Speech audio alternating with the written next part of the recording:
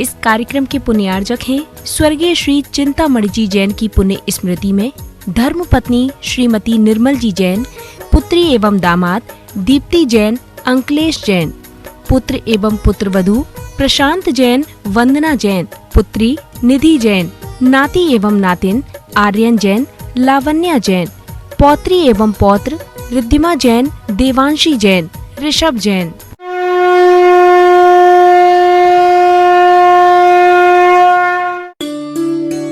जैन धर्म का सार है णमोकार मंत्र। संसार के समस्त जीवों के कल्याण का आधार है णमोकार मंत्र। जिन शासन के 5 सर्वोच्च पदों पर आसीन सर्व पूज्य पंच परमेष्ठी द्वारा दिखाए गए परम मोक्ष की प्राप्ति का द्वार है णमोकार मंत्र। एक ऐसा महामंत्र जिसको सुनने मात्र से आत्मा विशुद्ध स्वरूप को धारण करने लगती है और जीवन की हर बाधाएं स्वतः ही समाप्त होने लगती हैं। ऐसे सर्व सिद्धिकारक अक्षय स्वरूपी अनादि णमोकार महामंत्र के जाप का आह्वान किया है सदी के श्रेष्ठतम संत, वर्तमान युग के महावीर, श्रमण संस्कृति के प्रवर्तक, प्रखर तपस्वी और विश्व प्रसिद्ध आचार्य श्री 108 विद्यासागर जी महाराज एवं उनके संघ के पूजनीय जैन संतों ने, जिसका एकमात्र उद्देश्य है मानव जाति के अस्तित्व पर मंडरा रहे भय और विपत्ति के बादल को दूर कर समाज में शांति और समृद्धि की पुनर्स्थापना करना। तो आइए प्रारंभ करते हैं ऐसे कर्मों की निर्जरा करने वाले,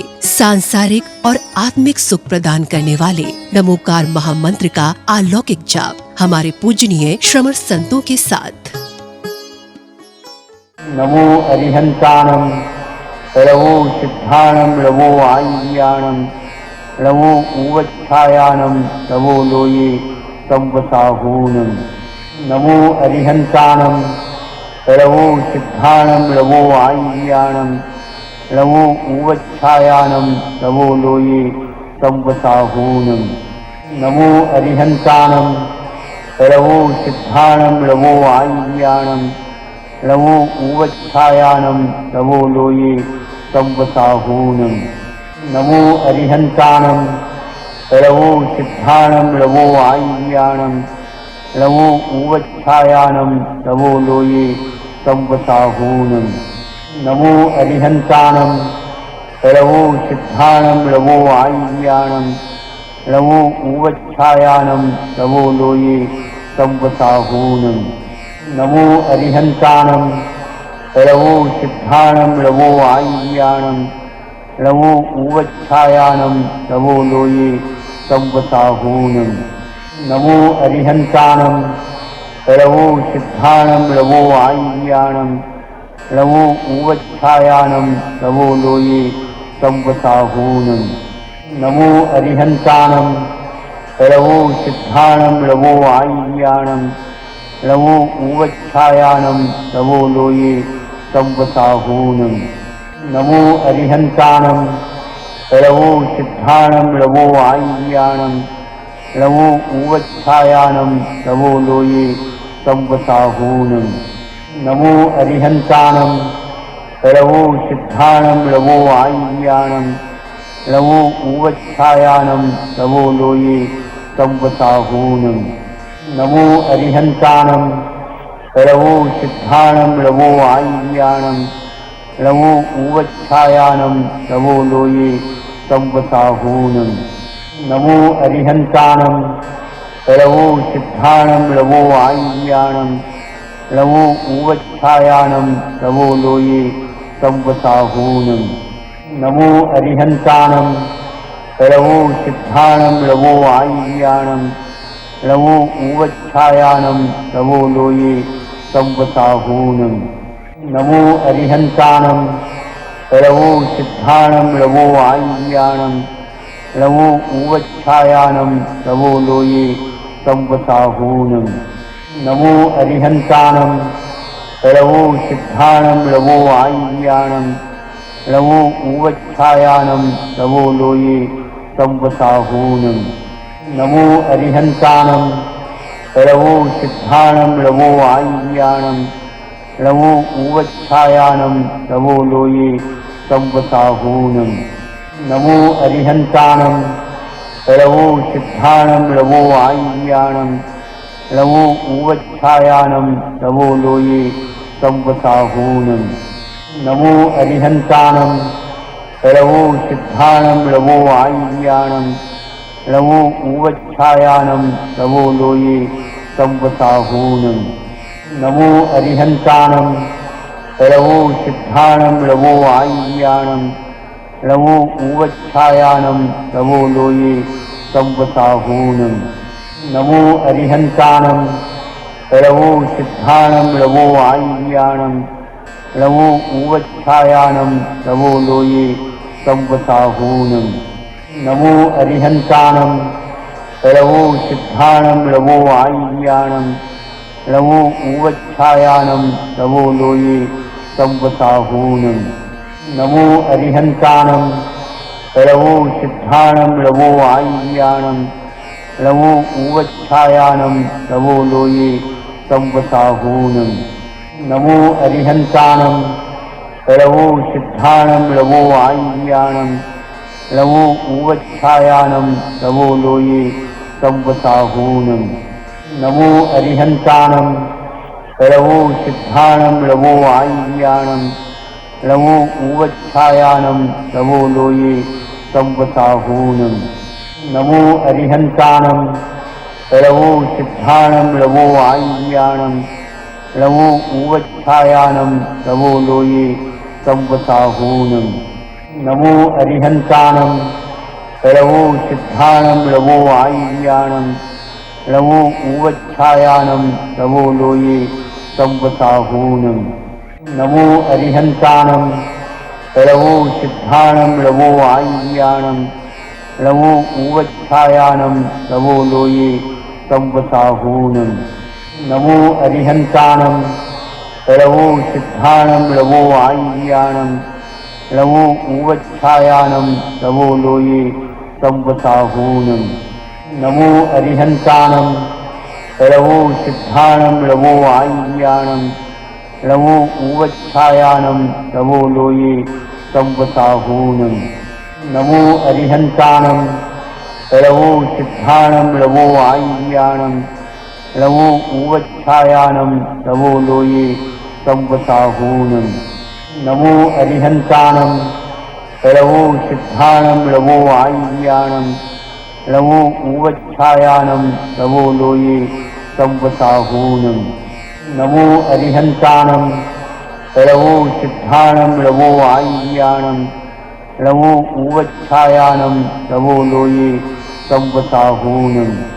नमो अरिहन्तानं लवो सिद्धानं लवो आय्यानं लवो ऊवच्छायानं लवो लोये संवसाहूनं नमो अरिहन्तानं लवो सिद्धानं लवो आय्यानं लवो ऊवच्छायानं लवो लोये संवसाहूनं नमो अरिहन्तानं लवो सिद्धानं लवो आय्यानं लवो ऊवच्छायानं लवो लोये संवसाहूनं नमो अरिहन्तानं लवो सिद्धानं लवो आय्यानं लवो ऊवच्छायानं लवो लोये संवसाहूनं नमो अरिहन्तानं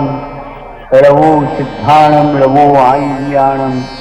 लवो ऊवच्छायानं लवो लोये संवसाहूनं नमो अरिहन्तानं लवो सिद्धानं लवो आय्यानं लवो ऊवच्छायानं लवो लोये संवसाहूनं नमो अरिहन्तानं लवो सिद्धानं लवो आय्यानं लवो ऊवच्छायानं लवो लोये संवसाहूनं नमो अरिहन्तानं लवो सिद्धानं लवो आय्यानं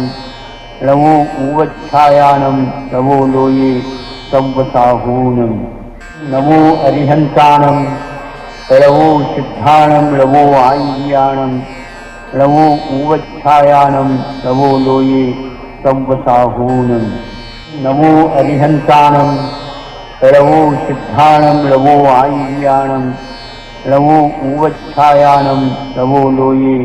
संवसाहूनं नमो अरिहन्तानं लवो सिद्धानं लवो आय्यानं लवो ऊवच्छायानं तवो लोये संवसाहूनं नमो अरिहन्तानं लवो सिद्धानं लवो आय्यानं लवो ऊवच्छायानं तवो लोये संवसाहूनं नमो अरिहन्तानं लवो सिद्धानं लवो आय्यानं लवो ऊवच्छायानं तवो लोये संवसाहूनं नमो अरिहन्तानं लवो सिद्धानं लवो आय्यानं लवो ऊवच्छायानं तवो लोये संवसाहूनं नमो अरिहन्तानं लवो सिद्धानं लवो आय्यानं लवो ऊवच्छायानं तवो लोये संवसाहूनं नमो अरिहन्तानं लवो सिद्धानं लवो आय्यानं लवो ऊवच्छायानं तवो लोये संवसाहूनं नमो अरिहन्तानं लवो सिद्धानं लवो आय्यानं लवो ऊवच्छायानं तवो लोये संवसाहूनं नमो अरिहन्तानं लवो सिद्धानं लवो आय्यानं लवो ऊवच्छायानं तवो लोये संवसाहूनं नमो अरिहन्तानं लवो सिद्धानं लवो आय्यानं लवो ऊवच्छायानं तवो लोये संवसाहूनं नमो अरिहन्तानं लवो सिद्धानं लवो आय्यानं लवो ऊवच्छायानं तवो लोये संवसाहूनं नमो अरिहन्तानं लवो सिद्धानं लवो आय्यानं लवो ऊवच्छायानं तवो लोये संवसाहूनं नमो अरिहन्तानं लवो सिद्धानं लवो आय्यानं लवो ऊवच्छायानं तवो लोये संवसाहूनं नमो अरिहन्तानं लवो सिद्धानं लवो आय्यानं लवो ऊवच्छायानं तवो लोये संवसाहूनं नमो अरिहन्तानं लवो सिद्धानं लवो आय्यानं लवो ऊवच्छायानं तवो लोये संवसाहूनं नमो अरिहन्तानं लवो सिद्धानं लवो आय्यानं लवो ऊवच्छायानं तवो लोये संवसाहूनं नमो अरिहन्तानं लवो सिद्धानं लवो आय्यानं लवो ऊवच्छायानं तवो लोये संवसाहूनं नमो अरिहन्तानं लवो सिद्धानं लवो आय्यानं लवो ऊवच्छायानं तवो लोये संवसाहूनं नमो अरिहन्तानं लवो सिद्धानं लवो आय्यानं लवो ऊवच्छायानं तवो लोये संवसाहूनं नमो अरिहन्तानं लवो सिद्धानं लवो आय्यानं लवो ऊवच्छायानं तवो लोये संवसाहूनं नमो अरिहन्तानं लवो सिद्धानं लवो आय्यानं लवो ऊवच्छायानं तवो लोये संवसाहूनं नमो अरिहन्तानं लवो सिद्धानं लवो आय्यानं लवो ऊवच्छायानं तवो लोये संवसाहूनं नमो अरिहन्तानं लवो सिद्धानं लवो आय्यानं लवो ऊवच्छायानं तवो लोये संवसाहूनं नमो अरिहन्तानं लवो सिद्धानं लवो आय्यानं लवो ऊवच्छायानं तवो लोये संवसाहूनं नमो अरिहन्तानं लवो सिद्धानं लवो आय्यानं लवो ऊवच्छायानं तवो लोये संवसाहूनं नमो अरिहन्तानं लवो सिद्धानं लवो आय्यानं लवो ऊवच्छायानं तवो लोये संवसाहूनं नमो अरिहन्तानं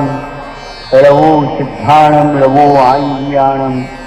लवो ऊवच्छायानं तवो लोये संवसाहूनं नमो अरिहन्तानं लवो सिद्धानं लवो आय्यानं लवो ऊवच्छायानं तवो लोये संवसाहूनं नमो अरिहन्तानं लवो सिद्धानं लवो आय्यानं लवो ऊवच्छायानं तवो लोये संवसाहूनं नमो अरिहन्तानं लवो सिद्धानं लवो आय्यानं लवो ऊवच्छायानं तवो लोये संवसाहूनं नमो अरिहन्तानं लवो सिद्धानं लवो आय्यानं लवो ऊवच्छायानं तवो लोये संवसाहूनं नमो अरिहन्तानं लवो सिद्धानं लवो आय्यानं लवो ऊवच्छायानं तवो लोये संवसाहूनं नमो अरिहन्तानं लवो सिद्धानं लवो आय्यानं लवो ऊवच्छायानं तवो लोये संवसाहूनं नमो अरिहन्तानं लवो सिद्धानं लवो आय्यानं लवो ऊवच्छायानं तवो लोये संवसाहूनं नमो अरिहन्तानं लवो सिद्धानं लवो आय्यानं लवो ऊवच्छायानं तवो लोये संवसाहूनं नमो अरिहन्तानं लवो सिद्धानं लवो आय्यानं लवो ऊवच्छायानं तवो लोये संवसाहूनं नमो अरिहन्तानं लवो सिद्धानं लवो आय्यानं लवो ऊवच्छायानं तवो लोये संवसाहूनं नमो अरिहन्तानं लवो सिद्धानं लवो आय्यानं लवो ऊवच्छायानं तवो लोये संवसाहूनं नमो अरिहन्तानं लवो सिद्धानं लवो आय्यानं लवो ऊवच्छायानं तवो लोये संवसाहूनं नमो अरिहन्तानं लवो सिद्धानं लवो आय्यानं लवो ऊवच्छायानं तवो लोये संवसाहूनं नमो अरिहन्तानं लवो सिद्धानं लवो आय्यानं लवो ऊवच्छायानं तवो लोये संवसाहूनं नमो अरिहन्तानं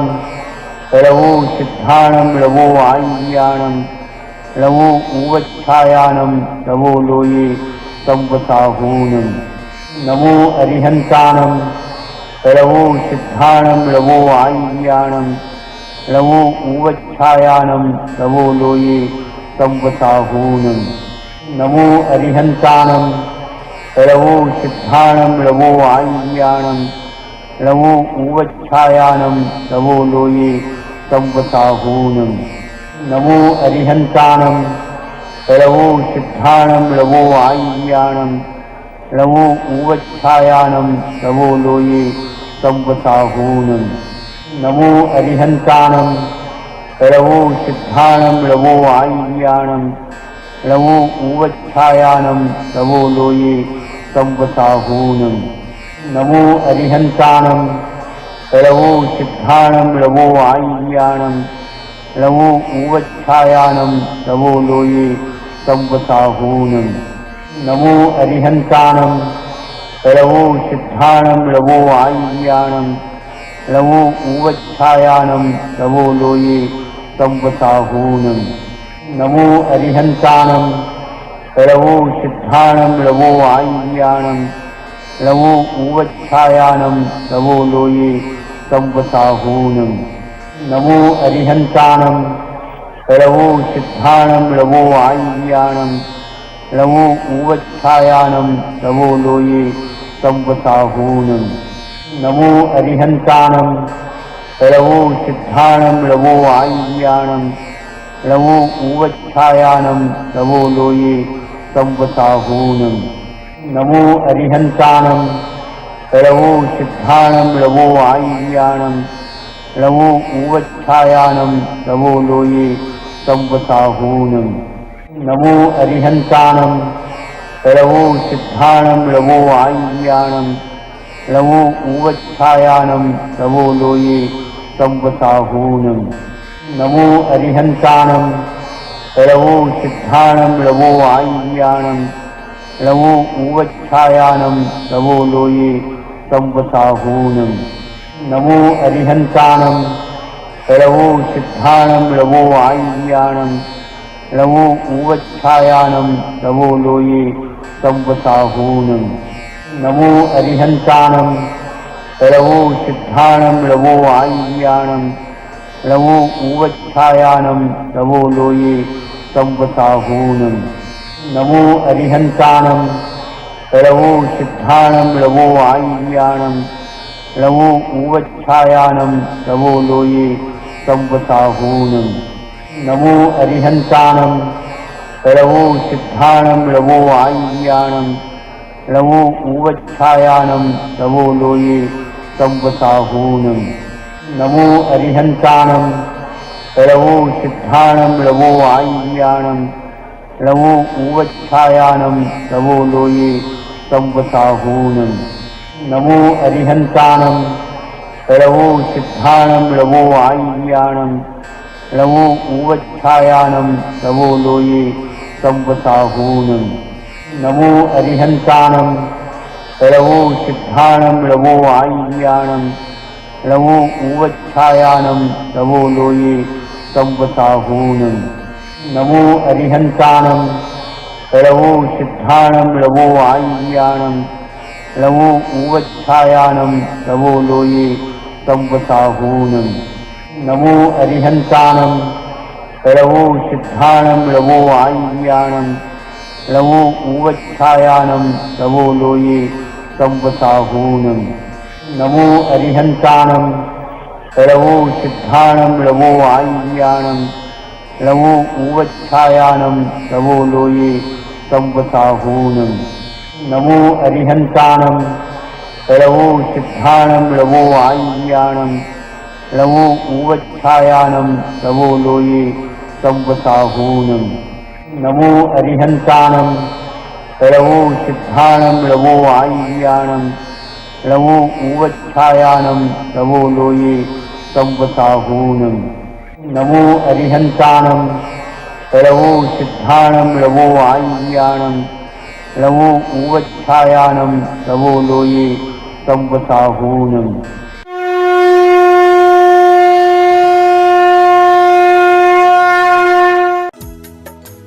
इस कार्यक्रम के पुण्यार्चक थे स्वर्गीय श्री चिंतामणि जी जैन की पुण्य स्मृति में धर्मपत्नी श्रीमती निर्मल जी जैन,